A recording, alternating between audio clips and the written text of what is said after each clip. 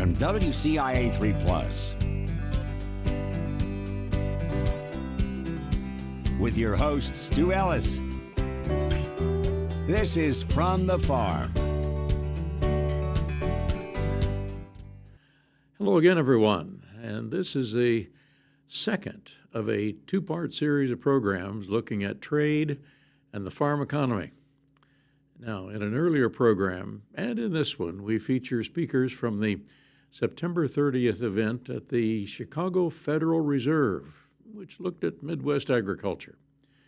Our initial visit today is with the Vice President of Inputs for Growmark, Craig Rule, and the topic is fertilizer.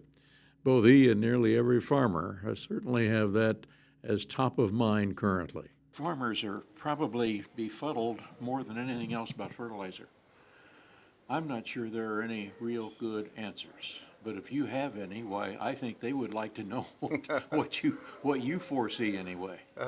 So the meeting we just came out of here today talked a lot about supply and demand, and I think that's the important part of the fertilizer story today is there's a global supply and a global demand for fertilizer, and we, much the same way we have to compete for export markets for our outputs, we have to compete in the global markets for our inputs. So even though things feel dreary maybe locally, globally agriculture isn't as depressed maybe as it is right here. So other countries are willing to pay the prices that are being offered on the globe, so we have to compete for that. I know that's India. India consumes a lot of fertilizer. Absolutely. And China would like to sell India a lot of fertilizer in one big fell swoop. Yep, and it varies by product, right? China's a huge buyer of potash, but an exporter of nitrogen and phosphates. And they've been restricting exports the last couple of years, trying to keep supplies ample domestically for them, which has helped to provide tightness to the global market as well. So it's a myriad of complexity to sort through it all. A lot of folks know that we have a pretty good phosphate supply in Florida, but is it not just coming out in the volumes that it should? No, I think we're maximizing domestic production. But in a normal year, we still have to import about 30% of our phosphate needs to meet typical demand in the U.S.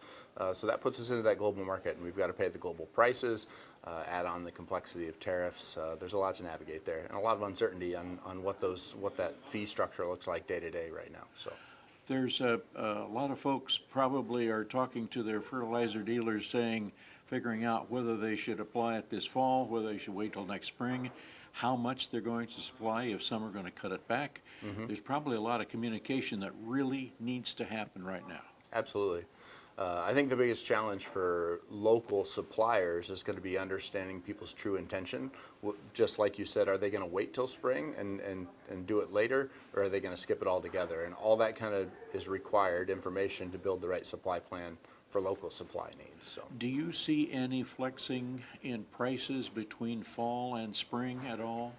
I don't. There's the optimists are hoping for a big reset, but I don't see the world being sorted out in a meaningful way between now and spring.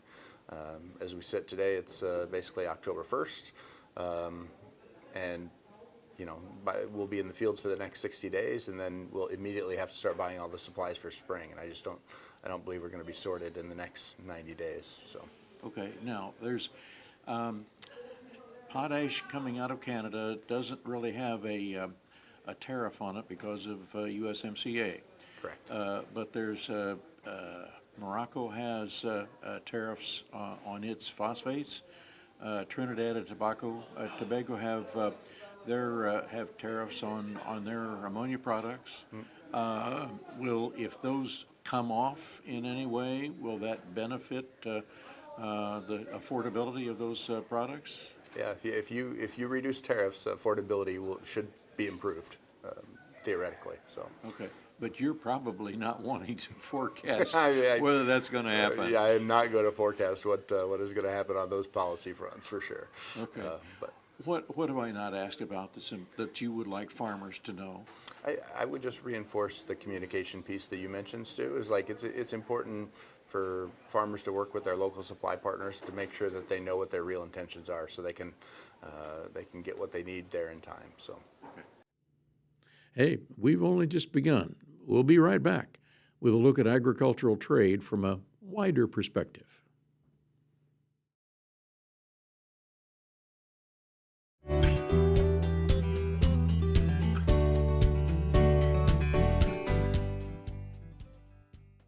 Been depending upon trade because an estimated 20% of farm income comes from exporting grain, corn, beans, hundreds of other farm commodities. Sean Arita, who is an ag economist from North Dakota State University, who spoke at the Chicago Fed's Midwest Agriculture Conference, says White House trade policy has thrown the farm economy into what he calls a tumultuous period. Well, I think we're at this point where we've seen it's been a tumultuous period, and there is both potential, very upside strong potential gains as well as downside risk as well. And so, for instance, right now, only China has retaliated against us for agriculture. Right. This can easily broaden, so our other two key markets, Mexico and Canada, we're not facing any retaliatory tariffs there at the moment. Europe previously threatened us. We haven't seen that. And again, we have at least a 10% tariff virtually on every single one of our trading partners. Right now, only China has retaliated. If that broadens, like how we saw in 2018 and 19, that could make things really, really bad. So we only face one. On the flip side, there is potential opportunities for gains. Obviously, if we have a deal with China, that would really, really help agriculture. They're in the midst of their negotiations, very, very tough negotiations. Again, back in 2020, we had the phase one deal. That just shot up our markets. We have these other negotiations with other major trading partners, Japan, Indonesia, Vietnam. There are a lot of efforts to make sure that agriculture gets expanded opportunities. If we can get all of that, that's going to be a huge win for agriculture. So, main thing is, we don't know where it's going to go, right? We're at this period where it can go really bad, or it can actually go really good. So, I think that's just one thing to keep in mind. It's a wild card at this point. But I think you and a lot of other folks have said there's no replacement for China. If we don't have China, Africa's not going to bring anything in, and there's just no single replacement. Right.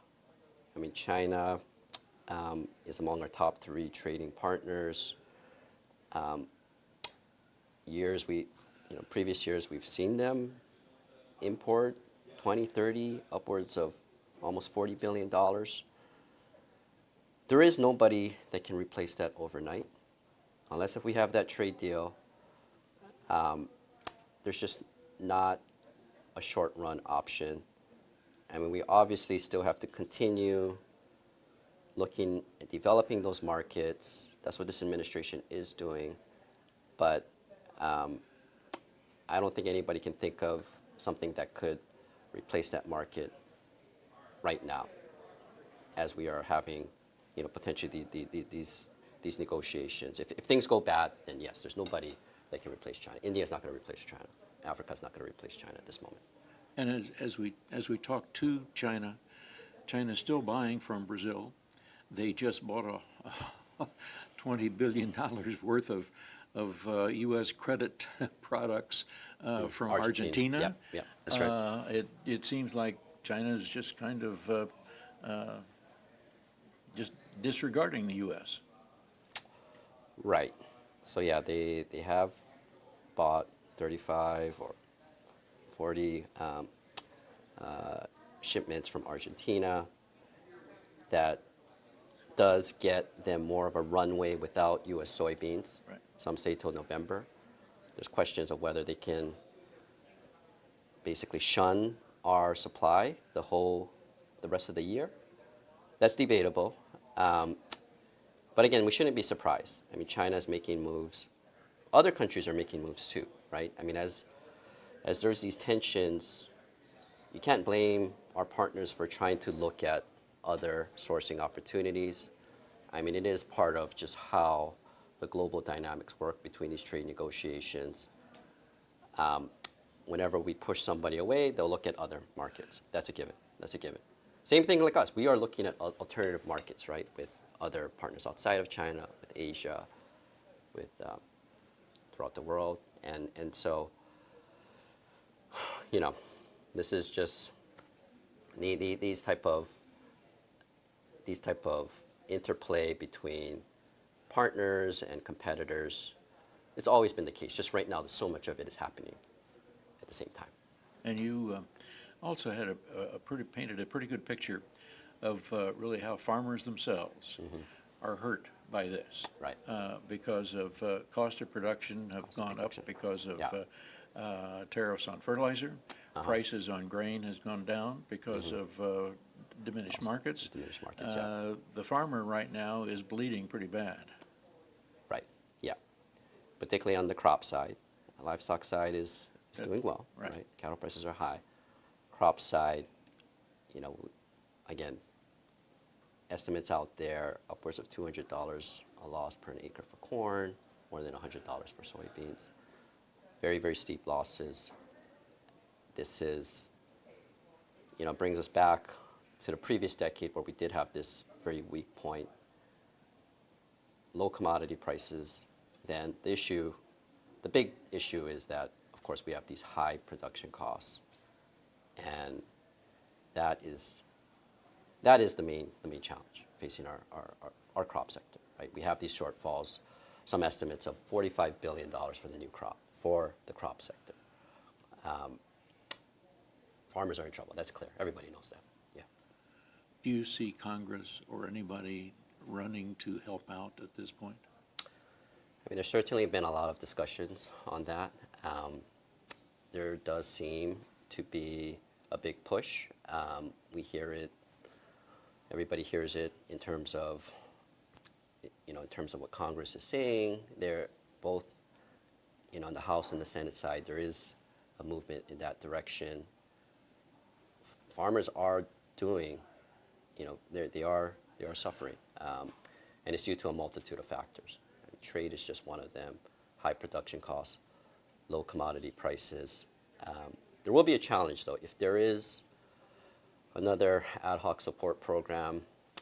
I mean, there is that question of, well, how do you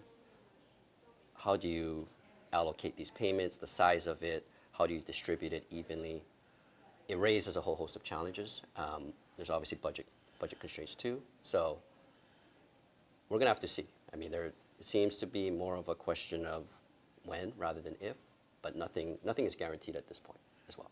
You know, the White House has indicated that it's going to take some of this great tariff money that we're bringing in, and that farmers are really kind of paying some of that themselves and taking it from one pocket and putting it back in another. Right. There is some of that discussion. I mean, again, it's very complicated, right? If the Supreme Court could strike down these IEEPA tariffs later this year, what will happen? Whether they'll have to give back the money, we don't know. I mean, what's clear is that there's just tremendous uncertainty, right? I mean, a farmer right now, you know, they're cash crunched. It's never comforting to feel that you're going to be dependent upon a support program that they don't know what's going to happen. So it's not an enviable position to be in. That's obvious. We have more coming up from the Chicago Fed's Midwest Agriculture Conference. We'll be right back.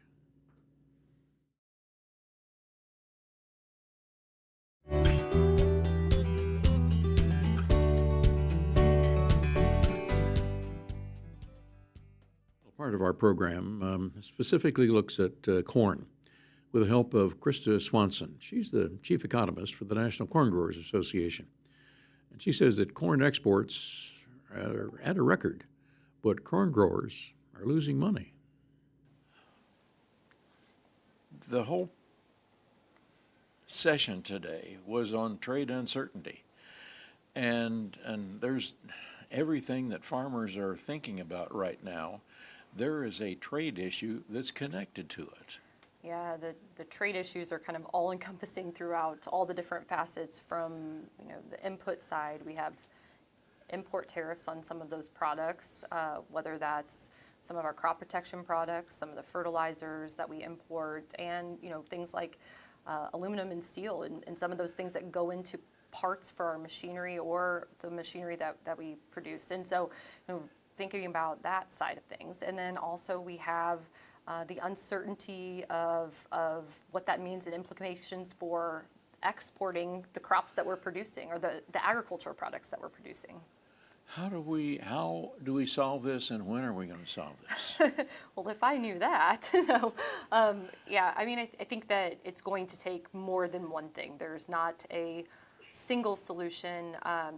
One of the things that we are very heavily focused on is the demand side, because we know that when there is market-driven demand for our corn and other ag products, that supports market price. And ultimately, farmers want a market for the products that they are so skilled and have competitive advantage in producing. And so, how do we do that? Today we were very focused on the trade side of things. And so that's talking about, working with our trade partners, existing trade partners, new trade partners, and not, we're hearing a lot about tariffs right now, but ultimately what we need is trade deals that deal with some of the non-tariff barriers that are out there. For example, there's things like phytosanitary limitations and biotechnology regulations, and there's a whole bunch of different things that keep our corn and ethanol and DDGs and other ag products from being able to penetrate a market that has a lot of potential. So that's one side of things. And then domestically, we've been advocating hard for E15. And looking at that as a first step to increasing biofuels demand and demand for our corn, but across other commodities too, thinking about how can we improve domestic demand. So that's one piece of it that I think can really help. You've mentioned non-trade barriers, and that's something that the trade representative from the prior administration really focused everything that she was doing on it, and apparently there was a lot done, but nobody really ever said much about it to claim what successes she had. Yeah, honestly, I can't speak to that much. Okay, all right, that's fine. When we look at corn, I mean, we're exporting a lot of corn. Are there some of those countries that are getting some retaliatory tariffs on there? Where is corn being held back in some places, at least some of our sales? Yeah, so we just finished a marketing year with record corn exports in terms of volume. And right now, the only nation that's put a retaliatory tariff on corn has been China. And we weren't exporting a lot of corn to China beforehand. So that really hasn't had a direct impact. There's indirect impacts of some of the retaliatory tariffs on soybeans and some other crops that I think you could make the case that there's some flow-through impacts, but just as specifically on corn exports, we've still been able to export a lot, and next year we're looking at even topping that record and setting a new volume level. But one of the things I pointed out today was that from a value perspective, when we look at our exports in terms of billions of dollars, the projection for next year is not as high as last year, and it's not as high as some past years. And especially when you adjust past year's value for inflation, there's been several past years that have had higher. And so one of the points that I wanted to make is, increasing our export market access for exports is still really important for corn, even though we are at this record volume, because we want to, improve that value and make sure that farmers are seeing the value back to the farm. Because what USDA is looking at is just a shade under 3 billion bushels for this next year. Yeah.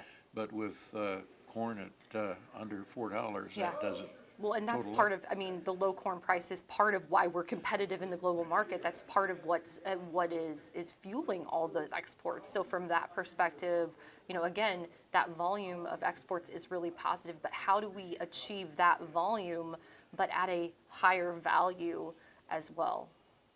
You've National Corn Growers Association really has put out a lot of good reports lately. One of them, at least based on a survey of farmers, Yeah.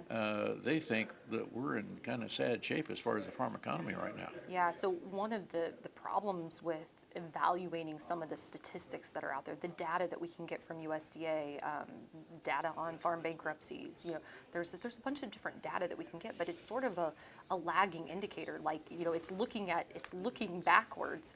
And so we wanted to do this survey of farmers to get this robust, selection of farmers to tell us what they're really feeling. What is the feeling from the farm level? And almost 80% said that we are or on the brink of a farm crisis. About half of them were very concerned about the farm economy. 2/3 of the farmers who responded to this survey, again over 1,000 corn growers from across the country, 2/3 told us they're more concerned about their farm financials today as compared to a year ago. And importantly, only 4% said they were less concerned. So there was another third that was about the same, which I think is really telling. The whole survey really told us a lot about what farmers are feeling, and I think that's sort of the alarm, telling us some of it's giving us that insight into what's happening at the farm level that we can't get from the data necessarily. That's more backward looking. We've got some transportation issues that really could challenge things a lot more. Yeah. Whether it's in funding for rivers, whether it's in port fees charged on ships that are coming in. Yeah. That's a headache as well. Yeah, there's quite a few different transportation issues. So, you mentioned, first of all, we can talk about river infrastructure, and some of the locks and dams we've fortunately seen some work to improve some of those. But then on top of that, coincidentally, we're headed into the fall season again, harvest season, for the 4th year in a row, having low water levels on parts of the Mississippi, which sort of that makes it reduces the barge tow rates, and so the barges have to be loaded less and to get through those parts of the river. And so that's another infrastructure sort of problem that's caused by just the weather, not out of our control. It's Mother Nature. Yeah, we can't do much about that. And then the railways, there's some congestion because we're exporting a lot of corn and other grains down to Mexico. There's been some congestion last fall, and with the projection to export even more to Mexico this year, concern for what the railways might look like. And then up in the Northwest, we have a different issue where because there's not that demand from China out of the Pacific Northwest ports, there's not the demand to keep the rails running between North Dakota and the Pacific Northwest ports. And so that is problematic. And then you mentioned, too, the port fees. And that's a little bit of what the impact of that is going to be is left to be seen, because those go into effect here mid-month of October. And while the initial set of rules that came out for that, the initial proposed rule was very concerning for our exports, but then there was a revision that we think that a large number of our bulk commodity exports won't be impacted, but it'll still impact our imports, and it's sort of left to be seen what type of impacts that could have, but concerning as we look ahead. There's just, it's almost like farmers had a whole bunch of handful of dust thrown in their eyes, and they're not sure what it all is, but it's really hurting. A culmination of a number of different things, and also year 3, looking ahead to next year, year 4 of negative farm returns. And what I mean by that is, on average, the cost to produce your crop is more than the cost you can sell it for. And so, when you're already that many years in and you have all of these other issues coming into play, it's a real challenge. Your president, Kenny Hartman, has spent a lot of time on the airplane going to Washington day in and day out. Yeah. And I'm sure Congress probably knows everything by now, but it's hard to tell when they're going to do something about it.